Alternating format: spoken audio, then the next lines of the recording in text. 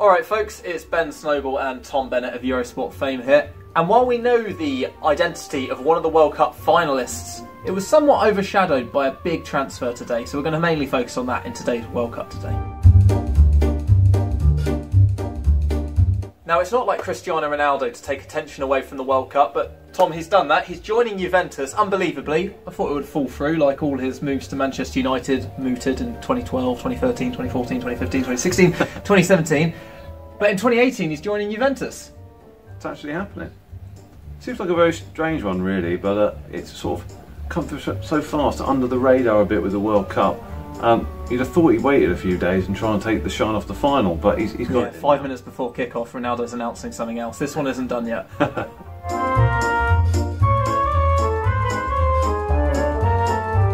But with Ronaldo missing, Real have a big hole to fill in their side, and we've picked out 4 players who we think are perfectly suited, or maybe perfectly suited, to fill the gap.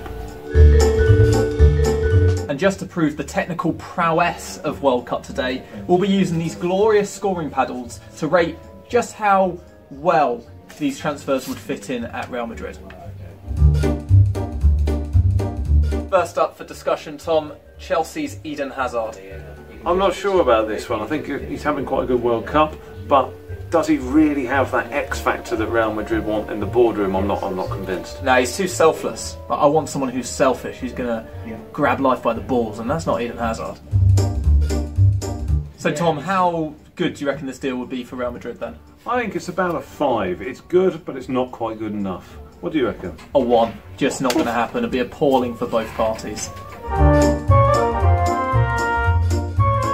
So another name that's obviously going to be mooted, Mohamed Salah. Exciting player, brilliant season, but can he really replicate what he did for Liverpool? He needed the perfect side to set him up. I'm not sure that's going to be Real Madrid. I think the problem with Mo Salah is he doesn't quite have a big enough personality. Like, you want a real kind of selfish man in that Ronaldo role. He's too nice, but I think in terms of the goals, I think he'll get enough of the goals. So I think he's more suited than Hazard, so I'm going to give him a 6. I think this is about a 6 out of 10 move that would be good for Real Madrid. I think he's a bit of a one-season wonder at this level. I'm going to give him a 2.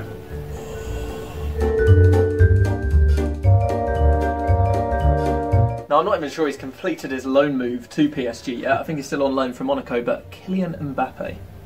I think this is absolutely perfect. He is the rising star of world football. He's so exciting, he's so fast.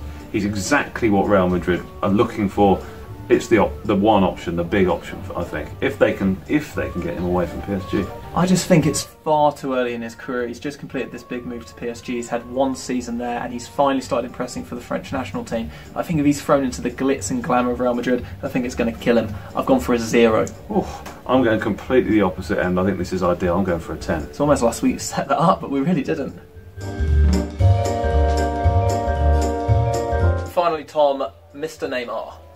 I think the last year has been pretty bad for his brand. Obviously the move to France hasn't quite worked out. The World Cup has been a bit disastrous for him with all the diving sort of stuff going on. A bit disastrous, very disastrous. But he's still one of the 3 big brands in the world after Ronaldo and Messi. And I think this might be what Real's board at least think is right, even if the team don't think. Real Madrid will absolutely love this deal. They can get it over the line. The problem with Neymar is he's not as good as he thinks he is. But he will fill that Ronaldo void. He will be able to cope with the pressure.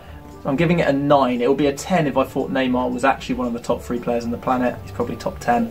But I'm going to go, I think, for an 8, because I think it is a good deal, and it would be right for both parties. But I don't think it doesn't excite me as much as Mbappe. And using my quick maths, I believe that 17 gives Neymar the win. So Neymar, if you're watching, join Real Madrid.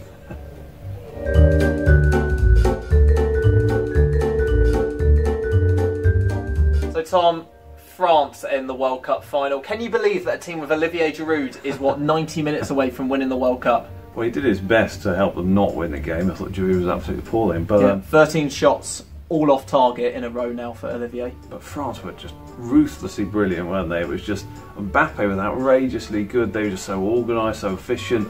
It was a very dauntingly good performance, I thought.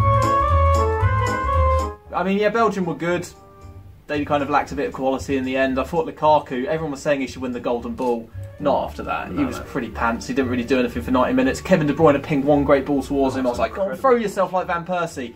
And he just kind of did this. And that's probably going to be the screenshot for the show.